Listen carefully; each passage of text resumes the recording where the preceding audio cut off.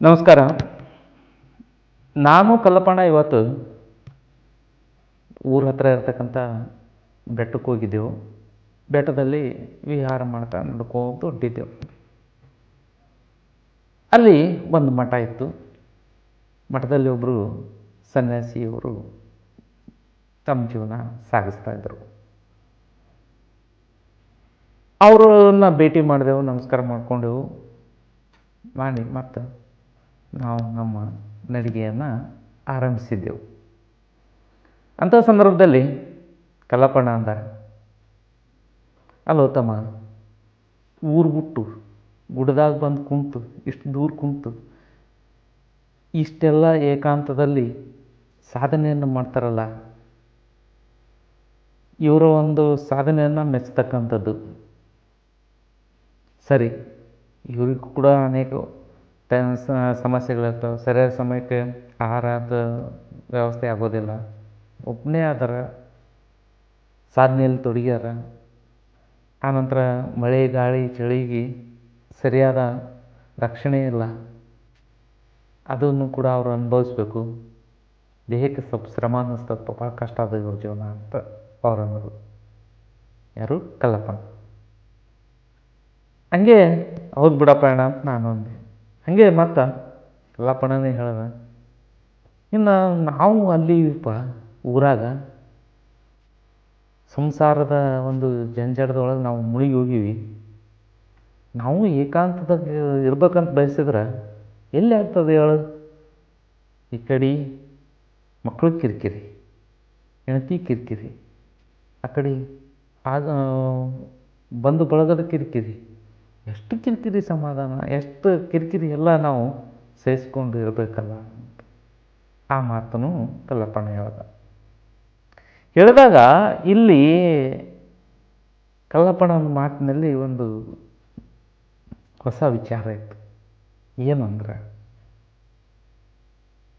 ಏಕಾಂತದಲ್ಲಿದ್ದು ನಾವು ಏಕಾಗ್ರತೆಯನ್ನು ಸಾಧಿಸಿ ಸಾಧನೆಯಲ್ಲಿ ತೊಡಗುವುದು ಎಷ್ಟು ಮುಖ್ಯವೋ, ಕುಟುಂಬದ ಮಧ್ಯದಲ್ಲಿದ್ದು ಅನೇಕ ಜಂಜಡಗಳ ಜಾತ್ರೆಯಲ್ಲಿ ಏಕಾಂತ ಸಾಧಿಸ್ತೀವಲ್ಲ, ಅದು ತೀರಾ ದೊಡ್ಡದನ್ನಿಸ್ತು.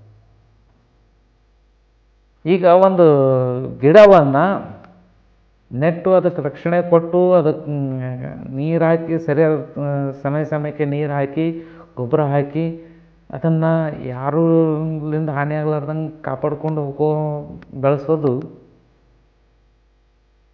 ಸರಿ, ಗಿಡ ಬೆಳೀತದೆ ಚೆಂದಾಗಿ. ಕಾಡು ಗಿಡ ಅದು ತಾನೇ ಬೆಳೀತಿರ್ತದೆ, ಅಲ್ಲೆಲ್ಲ ಒಂದು ಪೈಪೋಟಿಯಲ್ಲಿ ತಾನೇ ಅದನ್ನು ಬೆಳೆದು ಬಲಿಷ್ಠವಾಗಿ ನಿಲ್ತದೆ. ಹಂಗೆ ಏಕಾಂತ ಅದು ಒಂದು ಸೀಮಿತ ವಾತಾವರಣದಲ್ಲಿ ಇದ್ದುಕೊಂಡು ಮನಸ್ಸನ್ನು ನಿಗ್ರಹಿಸಿಕೊಂಡು ನಾವು ಆ ಸಾಧನೆಯಲ್ಲಿ ತೊಡಗೋದೇನದಲ್ಲ, ಅದು ಸರಿ. ಆದರೆ ಇಲ್ಲಿ ಅನೇಕ ಒತ್ತಡಗಳು, ಕಿರಿಕಿರಿಗಳು, ಸಮಸ್ಯೆಗಳು ಎಲ್ಲನೂ ಇರ್ತಾವ. ಅವುಗಳ ಮಧ್ಯದಲ್ಲಿ ಏಕಾಂತದಲ್ಲಿ ನಾವು ತೊಡಗುದೇವು ಅಂದರೆ, ನಮ್ಮ ಮನಸ್ಸನ್ನು ಏಕಾಂತದ ಕಡೆಗೆ ತೊಡಗಿಸಿದೆವು ಅಂದರೆ ಅದಕ್ಕಿಂತಲೂ ದೊಡ್ಡ ಸಾಧನೆ ಯಾವುದೂ ಇಲ್ಲ. ಅದಕ್ಕೆ ಅನೇಕ ಜನ ಕೌಟುಂಬಿಕಸ್ಥರು ಏನಿದ್ದೀವಿಲ್ಲ, ನಾವು ನೀವೆಲ್ಲ ಭಕ್ತಿಯಲ್ಲಿ ಮುಳುಗಬೇಕು ಅಂತ ನಮಗೂ ಆಸೆ ಅದ. ನಾವು ಒಂದಿಷ್ಟು ಸಾಧನೆ ಮಾಡಬೇಕು, ಏಕಾಂತವನ್ನು ಸಾಧಿಸಬೇಕು, ಮನಸ್ಸನ್ನು ಏಕಾಗ್ರಗೊಳಿಸಬೇಕು, ಈ ರೀತಿಯ ಹಂಬಲಗಳು ನಮಗೂ ಅದಾವ. ಆದರೆ ನಮ್ಮ ಅನೇಕ ಸಮಸ್ಯೆಗಳಲ್ಲಿ ಸಮಯ ಸಾಲ್ತಾ ಇಲ್ಲ. ಸಮಯ ಸಾಕಾಲಾರ್ದಕ್ಕೆ ಅದರಲ್ಲಿ ತೊಡಗಿಸ್ಕೊಳ್ಳೋದಕ್ಕೆ ಆಗ್ತಾಯಿಲ್ಲ. ಮುಂಜಾನೆ ಹೇಳ್ತೀವಿ, ಸ್ವಲ್ಪ ಪೂಜೆ ಮಾಡ್ತೀವಿ, ಒಂದಿಷ್ಟು ಭಕ್ತಿ ಮಾಡ್ತೀವಿ, ಓಕೆ ಸರಿ. ಅದರಲ್ಲೇ ಕೂಡ ನಾವು ಚೂರು ಸ್ವಲ್ಪ ಗಟ್ಟಿ ಮನಸ್ಸಿನಿಂದ ಸ್ವಲ್ಪ ನಮ್ಮ ಮನಸ್ಸು ಏಕಾಗ್ರತೆ ಕಡೆಗೆ ಸ್ವಲ್ಪ ಸಾಧಿಸಿದ್ರೆ ಸಾಕು. ಅವ್ರು 10 ವರ್ಷ ಸಾಧಿಸೋದೇನೋ ನಾವು 1 ತಿಂಗಳು ಸಾಧಿಸೋದೇನೋ ಸರಿ ಸಮನಾಗಿರ್ತದೆ. ಅನೇಕ ಸವಾಲುಗಳು ನಮಗಿರ್ತಾವೆ. ಅಷ್ಟು ಸವಾಲುಗಳು ಅಲ್ಲಿ ಆ ಏಕಾಂತದಲ್ಲಿ ಇರೋರಿಗೆ ಇರೋದಿಲ್ಲ. ಸಮಾಜದ ಮಧ್ಯದಲ್ಲಿ ನಾವು ಇರ್ತೀವಿ ಅಂದರೆ ಅನೇಕ ಸವಾಲುಗಳನ್ನು ಎದುರಿಸಿ ಮನಸ್ಸನ್ನು ನಿಗ್ರಹಿಸಿಕೊಂಡು ಮನಸ್ಸನ್ನ ಅನೇಕ ಪ್ರಚೋದಿಸುವಂಥ ವಿಚಾರಗಳು ಸಂಗತಿಗಳು ಸಾಕಷ್ಟು ಇರ್ತವೆ. ಒಬ್ರು ಯಾರೋ ಬೈತಾರೆ, ಬೈಸ್ಕೊಂಡಿದ್ದು ನಾವು ಕೇಳ್ಕೊಬೇಕು, ಸಮಾಧಾನ ಪಡ್ಬೇಕು, ಸಮಾಧಾನ ಇಟ್ಬೇಕು. ಒಬ್ರಿಗೆ ಯಾರಿಗೋ ನಾವು ಬೈತೀವಿ, ಬೈದಿದ್ದಕ್ಕೆ ಪಶ್ಚಾತ್ತಾಪ ಆಗ್ತಿರ್ತದೆ, ಬೈದ್ನಲ್ಪ ಸುಮ್ಮನೆ ಅಂತ ಅದನ್ನು ಆಗ್ತಿರ್ತದೆ. ಅದನ್ನು ಸರಿಯಾಗಿ ಬ್ಯಾಲೆನ್ಸ್ ಮಾಡಬೇಕು. ಸಿಟ್ಟು ಬರ್ತದೆ, ಅದನ್ನು ಸಹಿಸ್ಕೊಳ್ಬೇಕು. ಎಲ್ಲಷ್ಟು ಇಲ್ಲಿ ಪ್ರಚೋದನೆಗಳು ಸಾಕಷ್ಟು ಇರ್ತವೆ. ಅಲ್ಲಿ ಪ್ರಚೋದನೆ ಇಲ್ಲ, ಸುಲಭವಾಗಿ ಏಕಾಂತವನ್ನು ಸಾಧಿಸಬಹುದು. ಪ್ರಚೋದನೆ ಇಲ್ಲ, ಸಾಧಿಸಬಹುದು. ಸಾಧಿಸೋದಕ್ಕೆ ಸ್ವಲ್ಪ ಅವಕಾಶ ಜಾಸ್ತಿ ಇದೆ. ಇಲ್ಲಿ ಸ್ವಲ್ಪ ಅವಕಾಶ ಕಡಿಮೆ ಇದೆ ಅಂದರೂ ಕೂಡ ಇದು ಒಂಥರ ಸತ್ವ ಪರೀಕ್ಷೆ ನಮಗೆ. ಈ ಪರೀಕ್ಷೆಯಲ್ಲಿ ಸ್ವಲ್ಪ ಸಾಧಿಸಿದ್ರು ಸಾಕು. ಅವ್ರು 10 ವರ್ಷ ಸಾಧನೆ ಮಾಡಿ ಏನು ಸಾಧಿಸ್ತಾರಲ್ಲ, ನಾವು ಒಂದೇ ವರ್ಷದಲ್ಲಿ ಸಾಧಿಸಲಿಕ್ಕೆ ಸಾಧ್ಯ ಇದೆ. ಯಾಕಂದರೆ ಅಷ್ಟು ಒತ್ತಡದ ಅಷ್ಟು ಪರಿಸ್ಥಿತಿಗಳನ್ನು ನಿಭಾಯಿಸಿಕೊಂಡು ಮನಸ್ಸನ್ನು ಏಕಾಗ್ರತೆಗೆ ತೆಗೆದುಕೊಂಡು ಹೋಗೋದು ಅದು ಬಹಳ ಮುಖ್ಯ ಇದೆ. ಅದಕ್ಕಾಗಿ ಇಲ್ಲಿ ಸಮತೋಲನವನ್ನು, ಮನಸ್ಸಿನ ಒಂದು ಸಮತೋಲನವನ್ನು ನಾವು ಕಾಪಾಡಿಕೊಳ್ಳೋದು ಬಹಳ ಮುಖ್ಯ. ಆ ಸಮತೋಲನ ಬಂತು ಅಂದರೆ ಕುಟುಂಬದಲ್ಲೂ ಒಂದು ಸಮತೋಲನ ಬರ್ತದೆ, ಸಮಾಜದಲ್ಲಿ ಕೂಡ ಒಂದು ಸಮತೋಲನ, ನಮ್ಮ ಜೀವನದಲ್ಲೂ ಕೂಡ ಒಂದು ಸಮತೋಲನ. ಮನಸ್ಸು ಮೊದಲು ಸಮತೋಲನ ಆಗಬೇಕು. ಮನಸ್ಸು ಸಮತೋಲನ ಆಯಿತು ಅಂದ್ರೆ ಎಲ್ಲನೂ ಸಮತೋಲನ ಆಗ್ತದೆ. ಯಾಕಂದರೆ ಎಲ್ಲವೂ ಮನಸ್ಸಿನ ಮೇಲೇ ಇದೆ.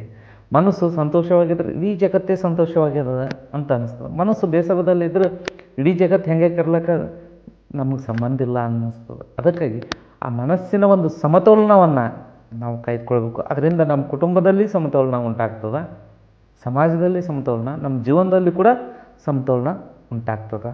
ಆ ಸಮತೋಲನವನ್ನು ಕಾಯ್ದುಕೊಳ್ಳೋದಕ್ಕಾಗಿ ಒಂದಿಷ್ಟು ಏಕಾಂತದಲ್ಲಿ ಏಕಾಗ್ರತೆಯನ್ನು ಸಾಧಿಸೋಣ.